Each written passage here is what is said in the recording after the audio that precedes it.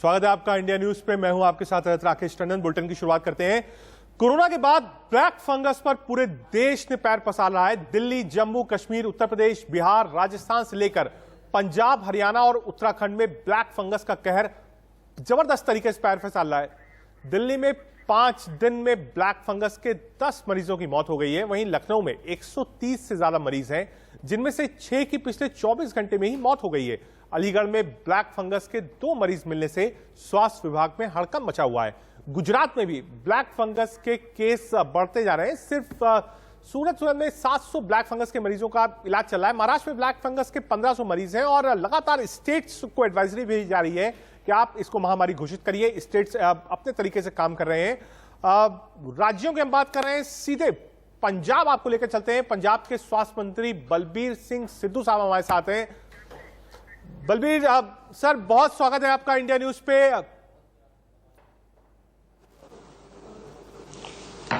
Thank you sir, Covid से पूरा देश लड़ रहा है, राज्य भी अपने अपने तरीके से लड़ रहे हैं।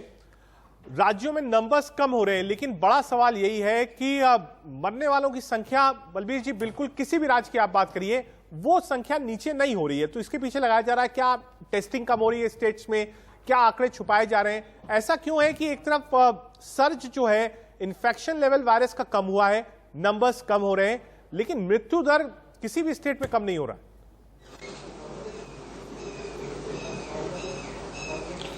पहली बात तो ये है कि हमारी स्टेट में कोई भी ऐसी चीज छुपाई नहीं जाती जो लोगों के सामने आया। हमारे तो कोई वैसे भी कोई डेथ हो जाती है, हाँ।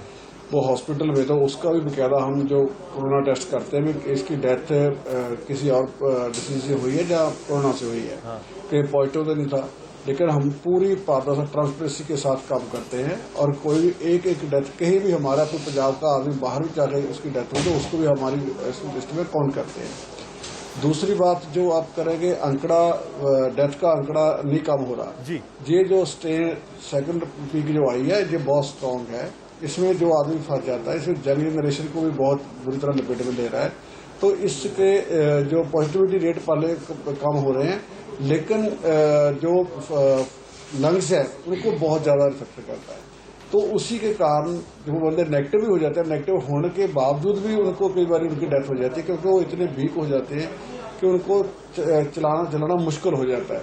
तो इसलिए हमारा कोई ऐसी बात नहीं, हमारा अगर पर डे का आप बोलोगे टेस्ट कम हो गया, हमारा जो कल का टेस्ट का आंकड़ा है 80,000 जो 300 से हम स्टार्ट हुए थे, आज 80,000 पर डे का कर रहे हैं। एक रिकॉर्ड हमने बनाया है अपना, और बहुत ढंगाई से, बहुत डीपली ग्रास रूट पे जाकर हम ये इसको सैंपलिंग और टेस्टिंग करते हैं। और कल हमने कहता एक मिशन फतेह 2 जो पिंड अभियान शुरू किया है हमारे सीएम साहब ने। जी जी जी, आप अपनी बात पूरी करिए। बलबीर जी, आप अपनी बात पूरी करिए। जो स्टार्ट किया है वो हमारे, हाँ, कल वो लॉन्च किया है हमने। उसके साथ हमने रिस्पॉन्स टीम वगैरह बनाई है। वो जो पूरे गांव में जो हमारा पूरा फ्रंट लाइन के हेल्थ के वर्कर हैं, जहाँ फ्रंट लाइन पुलिस के मुलाजिम हैं, जहाँ टीचर हैं, जहाँ पंचायती राज के हैं, जहाँ एनजीओ हैं, जहाँ जो हमारे दूसरे डिपार्टमेंट से आए लोग हैं, उनको सबको इन्वॉल्व किया जा रहा है। बकायदा सरपंच पंच को साथ में इन्वॉल्व कर रहे हैं कि इसको बकायदा 2 स्टेप पे जाके हम इसका सैंपलिंग और टेस्टिंग करें। क्योंकि ऐसा होता है कि बहुत सारे गांव में ऐसा है कि लोग अपने घर पे पड़े रहते हैं, लेकिन जो वहाँ के लोकल आरएमपी डॉक्टर जो गांव वगैरह में होते हैं, उससे कोई ना कोई दवा लेते रहते हैं। ठीक है, वो उनको उनका टेस्ट भी करवाते हैं। टेस्ट जब करवाते हैं, ठीक है, मैं आपकी बात से सहमत है। आपने बताया कि जो टेस्ट है वो पारदर्शिता है और जो नंबर्स है उसको कोई नहीं छुपा रहे। सर, एक बड़ी चीज पे फोकस है। एक तरफ कोविड से हाहाकार मची हुई है और अब फोकस पे ब्लैक फंगस और व्हाइट फंगस के केसेस हैं। व्हाइट फंगस अभी तक सिर्फ बिहार में मिला है, बाकी जगहों नहीं मिला है, लेकिन ब्लैक फंगस के केसेस डेली आ रहे हैं। पंजाब में कितने ब्लैक फंगस के केसेस आए हैं? मॉनिटरिंग के लिए क्या मॉडल आपने लिया है? साथ ही साथ क्या डेडिकेटेड हॉस्पिटल टीम्स आपने बनाई है? ब्लैक फंगस को लेकर पंजाब सरकार क्या कर रही है?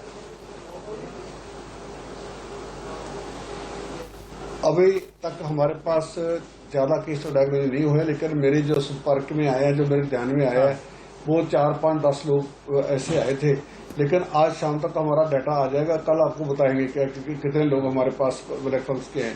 पर दूसरी बात, हमने इसकी चिंता पहले ही अपने शुरू कर दी है, हमने काम शुरू कर दिया। कल हमारे सीएम साहब ने बकायदा जो हमारे एक्सपर्ट है उनको बकायदा ये हिदायत की है कि आप जल्दी जल्दी इसके बारे में सारा रिकॉर्ड डाटा इकट्ठा करो, प्लस इसके बारे में जो मेडिसिन है, जो एक मेडिसिन रिकमेंड करते हैं वो बहुत कम मिलती है, उसकी अवेलेबिलिटी कम है, बाहर से इम्पोर्ट होती है। लेकिन उनका सब्सिट्यूट कोई ना कोई निकालो कि इसको हम जल्दी संभाल लें। अगर इनिशियल स्टेज को हम संभाल लेते हैं तो शायद हम स्प्रेड होने से इसको रोक लेंगे। लेकिन जो हमारा मेन कारण है, जो लोग RMP डॉक्टर वगैरह जो स्टीरॉयड वगैरह इमीडिएटली स्टार्ट कर देते हैं, उसी कारण जो ब्लैक फंगस होने के ज्यादा चांस होते हैं, उसको हम रोकने की पूरी कोशिश कर रहे हैं। सिद्धू सर, ये बात तो हुई ब्लैक फंगस की। क्या आपने भी पंजाब में ये रिकमेंडेशन दी, क्योंकि हरियाणा ने महामारी ऑलरेडी घोषित करी है, राजस्थान ने करी है, उत्तर प्रदेश में की है, और सेंटर ने लेटर्स भी लिखे थे। वो तो हमने ऑलरेडी हमने भी उसको हमने भी इसको महामारी घोषित कर दिया है। क्या आपने कर दिया? हमने कल कर दिया है इसको बकायदा। हम इसके ऊपर काम भी स्टार्ट कर दिया है। आपको दिख रहा है कि अगले 1 वीक में हम पूरा काम इसके ऊपर कर देंगे। ठीक है सिद्धू साहब, एक जो बड़ी आप कह सकते हैं कन्फ्रंटेशन है सेंटर्स और स्टेट के बीच में, वो वैक्सीन को लेकर है। कई स्टेट्स ने कहा है कि हमारे पास वैक्सीन नहीं है। हमने अरविंद केजरीवाल को सुना, गहलोत साहब को राजस्थान से सुना, कई लोगों ने कहा वैक्सीन की कमी है, वैक्सीन सेंटर्स बंद करने पड़ रहे हैं। पंजाब में वैक्सीनेशन का प्रोसेस कैसा चल रहा है? क्या आपको भी लगता है कि वैक्सीन कम है? पहला। दूसरा, ग्लोबल टेंडर्स क्या आपने करे हैं, और क्या अगर करे हैं तो क्या? बिल्कुल, जो ऐसे है कि हमारे पास भी वैक्सीन की बहुत कमी है। हमने तो 3 लाख डोज लगाने का इंफ्रास्ट्रक्चर खड़ा किया था पूरे स्टेट में, लेकिन हमारे भी बहुत सारे सेंटर हमको बंद करने पड़े due to shortage of vaccine. और दूसरी बात यह है कि जेकर हमारे को आज 3 लाख डोज भी मिल जाती है तो हम पर डे लगा देंगे। और बेकायदा हमने खुद भी परचेज करने के लिए 30 लाख का ऑर्डर दिया, उसकी पेमेंट भी हमने सीरम इंस्टीट्यूट को डिपॉजिट करा दिया है। जो आप बोल रहे हैं कि ग्लोबल टेंडर की बात, वो कल हमने फैसला ले लिया। आज शायद आप अखबारों में पढ़ा होगा कि हमारी सरकार ने बेकायदा जो Sputnik plus McDonagh plus Johnson and Johnson Pfizer सबके बारे में हमने ओपनली टेंडर लगा रहे हैं कि हमारे पास कोई भी पार्टी पार्टिसिपेट करेगी जो अच्छी वैक्सीन होगी हम उससे लेंगे, चाहे किसी भी कीमत पे कोरोना लेने पड़े, लेकिन हम अपने लोगों की जान बचाने के लिए हर हरवा बरतेंगे। ठीक है सिद्धू साहब, हमने प्राइम मिनिस्टर को देखा जो इनिशिएटिव लिया, उन्होंने चीफ मिनिस्टर से बात करी और डीएम और कलेक्टर्स से भी खुद प्राइम मिनिस्टर ने इंटरेक्ट किया। मोटो यही था कि गांव तक कोरोना ना फैल पाए। गांव के लिए क्या है, क्योंकि अर्बन एरियाज में लोगों के पास एप्स भी है, अवेयरनेस भी है, लेकिन रूरल पंजाब की क्या स्थिति है, वहां पर आप लोगों ने क्या इनिशिएटिव लिया है कि गांव में कोरोना जो है, एक तो जागरूकता फैले और दूसरा कोरोना फैलने से रोका जा सके?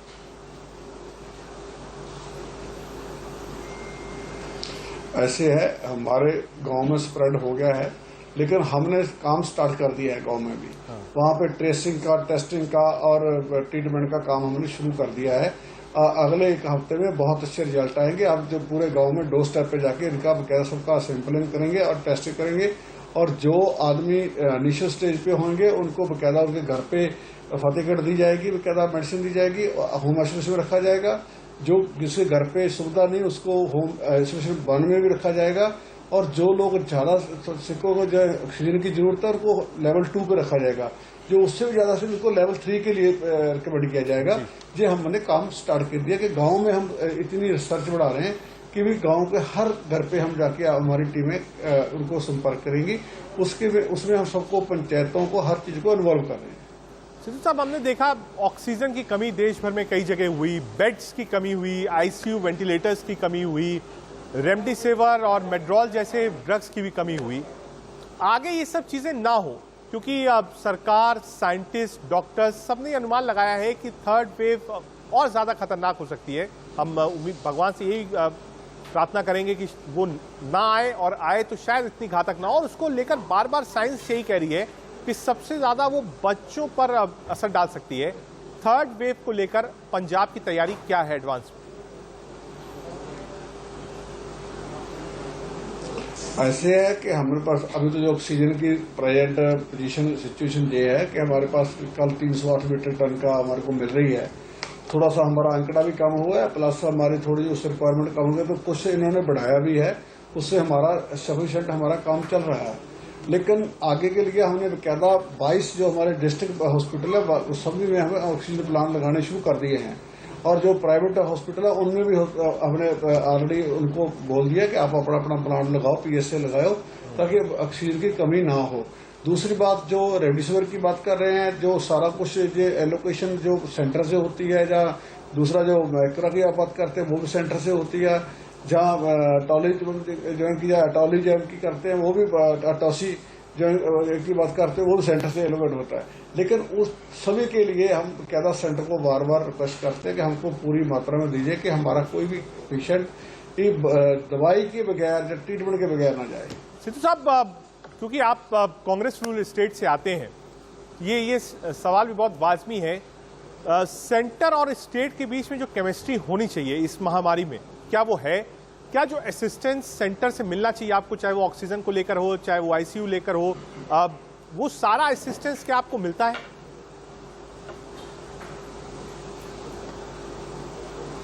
बात ऐसे है कि कई बार वो हमारे साथ थोड़ी डिस्क्रिमिनेशन होती है। अब हमारा डेथ रेट सबसे ज्यादा था, लेकिन हमारे को जो टॉसिल या दूसरे इंजेक्शन जो रेमडेसिविर वो पूरे प्रॉपर टाइम पे पूरी मात्रा में नहीं मिल रहे थे। लेकिन हमने थोड़ा काफी हमारे सीएम साहब ने प्रेस्टाइज किया, हमारे सारी जो ब्यूरोक्रेसी है उन्होंने बकायदा टाइप किया, थोड़ा सा हमारा उसमें सुधार हो गया है।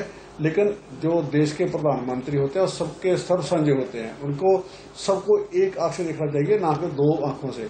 और ये बिल्कुल अब सवाल कांग्रेस का या बीजेपी का नहीं है, अब सवाल तो है देश के लोगों को बचाने का। उसके हमारे सामने एक ही टारगेट है। हमारी पंजाब में कौन से बीजेपी के लोग नहीं रहते, या कलर के लोग नहीं रहते, या दूसरी पार्टी के लोग नहीं रहते, हम सबको बराबर ट्रीटमेंट देते हैं, किसी के साथ हम कोई डिस्क्रिमिनेशन नहीं करते। इवन बाहरी स्टेट से भी कोई हमारे पास आता है उसको भी प्रॉपर ट्रीटमेंट करते हैं। ठीक है सिद्धू साहब, एक सवाल और है, और आपकी भी जानकारी में ये चीज होगी। दिल्ली के पास सिंघू बॉर्डर पर जो किसान बैठे हुए हैं, उनमें से कई किसानों की डेथ्स हो गई हैं, और सबकी डेथ कोविड के कारण हुई है। एक बड़ा आप कह सकते हैं वर्ग है, वो ये भी मानता है कि जो किसान यहाँ पर हैं वो कोविड से ग्रसित हैं, वो लोग जब पंजाब वापस जा रहे हैं, इसलिए कोविड के केसेस पंजाब में ज्यादा हो रहे हैं।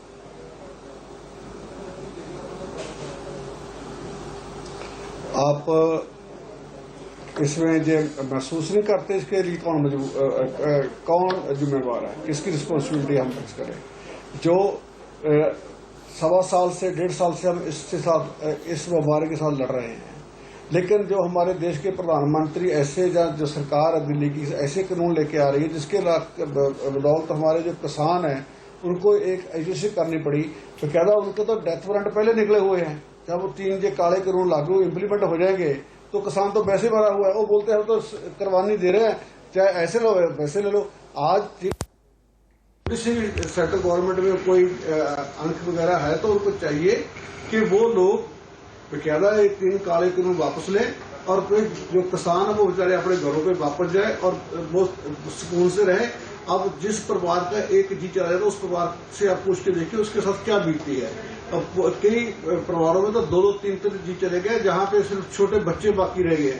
उसके लिए तो वो बेचारे क्या करेंगे? इसलिए सेंट्रल गवर्नमेंट को ये कानून लागू करने का समय नहीं है, इसको वापस लेने का समय है। जो जनता के हित में वो काम करना चाहिए। ठीक है सिद्धू साहब, आपने पूरी चीज विस्तार से बताई। एक छोटी सी चीज आपसे और समझना चाहता हूँ, क्योंकि देश भर में राज्यों में केसेस कम हो रहे हैं, और इस बात की भी चर्चा तेजी से शुरू हो गई है कि by mid of first week of June से अनलॉक की भी प्रक्रिया राज्य अपने स्तर पर शुरू कर रहे हैं। क्या उस पर भी आपने काम करना शुरू किया है कि अगर केसेस कम है तो फर्स्ट वीक ऑफ जून से अनलॉक की प्रक्रिया शुरू हो जाए? देखो हमने तो पूरा बंद किए नहीं, हमने तो कोई इंडस्ट्री को बंद नहीं, हमने काम सबका चलाया, सबको खाने के लिए और रोजी रोटी का काम हमने कायम रखा है। लेकिन बात यह है जेकर हम पूरा पीक नीचे आ जाएगी तो लॉकडाउन अनलॉक नेचुरली ऑटोमेटिकली हो जाएगा। ठीक है सिद्धू साहब, आपने वक्त दिया। बलबीर सिंह सिद्धू साहब पंजाब के स्वास्थ्य मंत्री हमारे साथ थे। उन्होंने विस्तृत जानकारी दी कि ब्लैक फंगस पर पंजाब सरकार और स्वास्थ्य मंत्रालय क्या